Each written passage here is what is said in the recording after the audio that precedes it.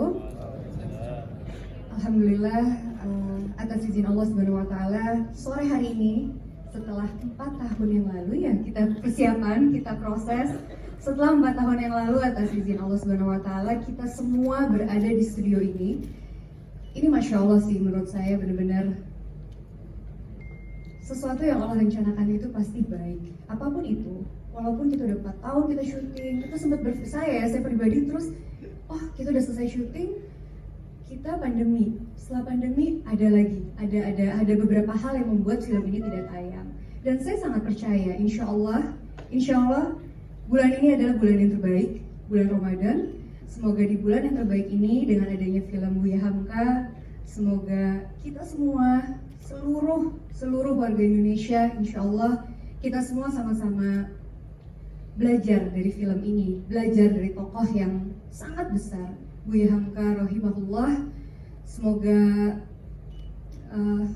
kita bisa belajar, karena saya merasa ya, namanya kita belajar itu nggak harus kita duduk di sekolah, dimanapun kita bisa belajar. Kita bisa belajar dari kehidupan seseorang, kita bisa belajar dari apapun itu, dan alangkah baiknya kalau kita bisa belajar dari film, dari tokoh yang benar-benar Masya Allah, yang kita, insya Allah kita akan bisa dapat hikmahnya. Bismillahirrahmanirrahim. Untuk memerankan karakter Siti Raham ini sangat luar biasa ya, Masya Allah gitu, karena dari hasil awal pertama kali saya coba untuk cari tahu sendiri, saya browsing, dan alhamdulillah saya baca bukunya juga gitu. Dan tapi yang sangat banget membantu atas izin Allah, saya pada saat kita lagi berkumpul tuh dengan anak-anak dari Buya Hamka, dengan cucu-cucunya, dari situ saya bisa menangkap sendiri gitu. Oh, Umi itu karakter seperti apa, Umi itu penyayang, Umi itu ini. Jadi karakter-karakter yang disampaikan dengan yang saya rasa itu pasti benar ya, insya Allah gitu, karakter yang sudah disampaikan oleh anak-anak dan oleh cucu-cucu dari Buya Hamka rahimahullah. Jadi saya ngerasa kayak, ini saya ambil gitu. Dan alhamdulillah atas pertolongan Allah dan lewat Mas Fajar, dan alhamdulillah sih Mas, jadi kayak lebih terbantu gitu, sangat banget terbantu. Dan ditambah lagi dengan skripnya, dialog-dialognya itu udah bagus ya gitu. Jadi ya alhamdulillah semuanya berjalan dengan baik insya Allah. Kita sebagai perempuan, kita harus punya ilmu untuk ngejalanin hidup. Untuk di sini tuh karakter Siti Raham memainkan karakter dalam kehidupannya itu sebagai gimana caranya beliau itu sebagai seorang hamba, sebagai seorang ibu, sebagai seorang istri. Dalam satu kotak, beliau tuh bisa memerankan karakter itu tuh Masya Allah gitu. Dari seorang hambanya seperti apa, dari seorang istrinya seperti gimana, dan dari seorang ibunya tuh Masya Allah gitu. Jadi kalau menurut saya, kita sebagai wanita, kita memang kita duduk, kita harus nonton gitu. Dengan kita melihat, kita pasti insya Allah akan dapat pelajarannya sendiri gitu. Dan kalau yang paling saya dapat tuh, itu sih, kita memang harus punya ilmu untuk kita bisa menjadi wanita yang seperti Siti Raham. Alhamdulillah atas izin Allah, banyak sekali pihak-pihak yang membantu kita. Dan kalau saya pribadi dibilang sulit pasti ya, karena saya di rumah sih selalu dengar papa ngomong Padang gitu, tapi kan Padangnya beda tahun dan kesulitan itu pasti ada. Tapi alhamdulillah selama kita proses syuting, semuanya itu benar-benar pertolongan Allah sih jelas banget, Masya Allah. Berat banget. Kalau soal biayanya saya kurang tahu, justru malah saya baru tahu mahal juga gitu. Tapi kalau misalnya pengerjaan itu memang lama sekali sih. Waktu kita tes makeup itu sampai 6 jam, pengerjaan sendiri itu 6 jam. Tapi kan itu nggak semua filmnya di makeup seperti itu kan, ketika masa udah tua aja. 6 jam, tapi memang lama-kelamaan sudah mulai adaptasi berkurang 5 jam, dan rekornya mungkin sampai sekitar 3 atau 4 jam udah jadi. Memang ketika pakai itu sulit untuk ngunyah, kalaupun makan terbuka lebar tuh agak susah gitu, karena takutnya retak gitu di bagian mulut. Tapi semuanya udah dicoba gitu, udah di tes.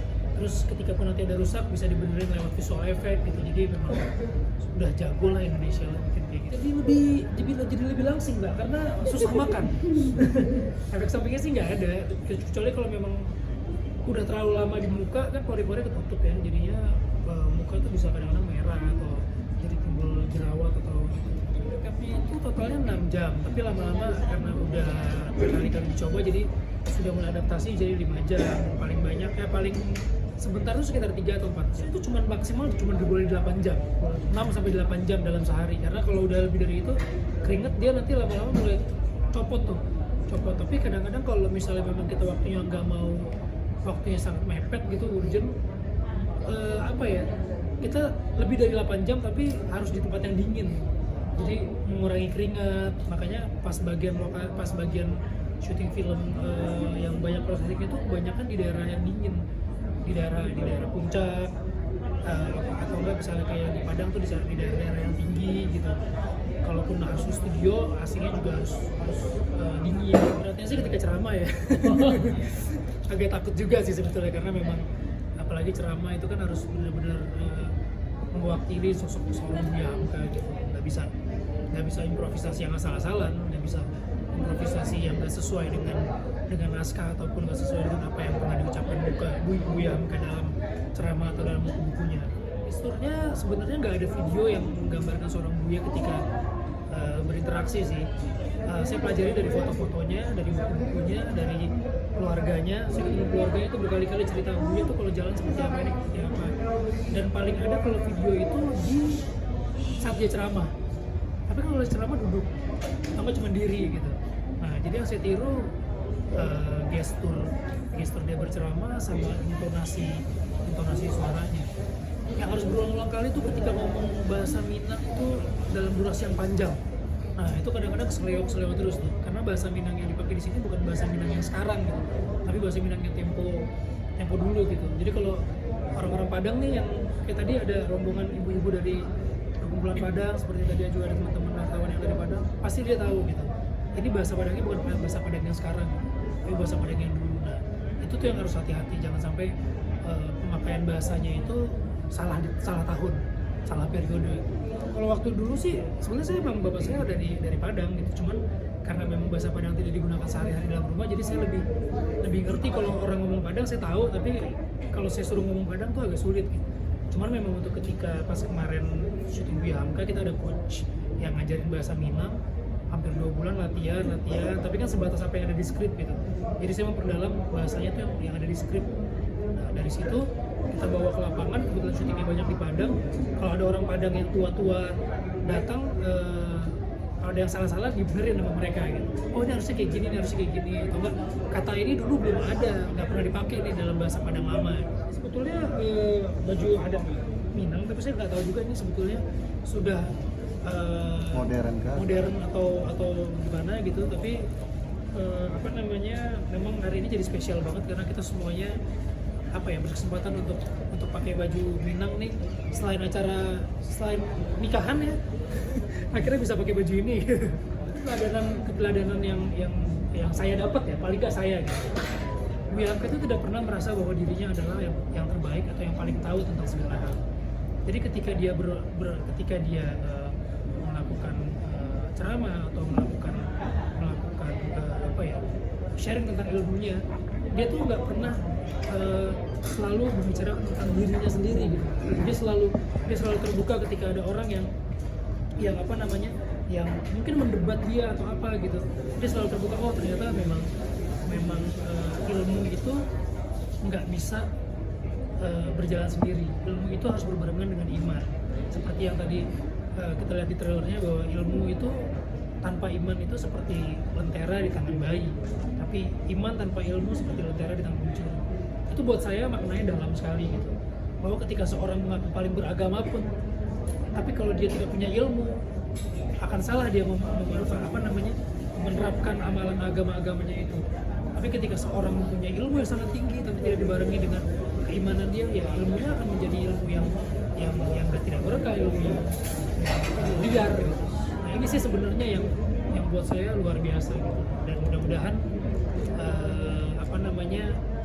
lewat film ini hal-hal seperti itu bisa kita resapi sih, tanpa harus berusaha menggurui ya. Yang memang miris memang ketika nanti kalau lihat trailernya itu ada ketika saat dia berada di titik paling bawah dalam hidupnya, dia harus menerima fitnah, dia harus dipenjara, sementara orang-orang yang di dekat dia semua sudah tidak percaya sama dia, ya mau bergantung kemana lagi gitu selain kepada Allah gitu. Nah itu sih sebenarnya momen yang krusial gitu dalam film ini sebenarnya, karena momen-momen itu juga berhubungan dengan politik mungkin, dengan versi pandangan cerita-cerita yang lain yang bertebaran. Nah tapi mudah-mudahan lewat film ini bisa mengklarifikasi semua itu, dan mudah-mudahan film ini bukan menjadi ajang ceramah sih. Film Buya Hamka ini walaupun dia seorang ulama tapi bukan film ceramah sih, bukan film yang menggurui penontonnya gitu. Justru film ini menggurui Buya Hamka sendiri, kasih tahu bahwa seorang Buya Hamka itu pun banyak salah. Buya Hamka itu pernah salah. Buya Hamka itu tidak pernah belajar hanya dengan pada seorang guru gitu. Dia belajar dari banyak guru untuk bisa sampai pada titik itu, dan itu pun masih kurang.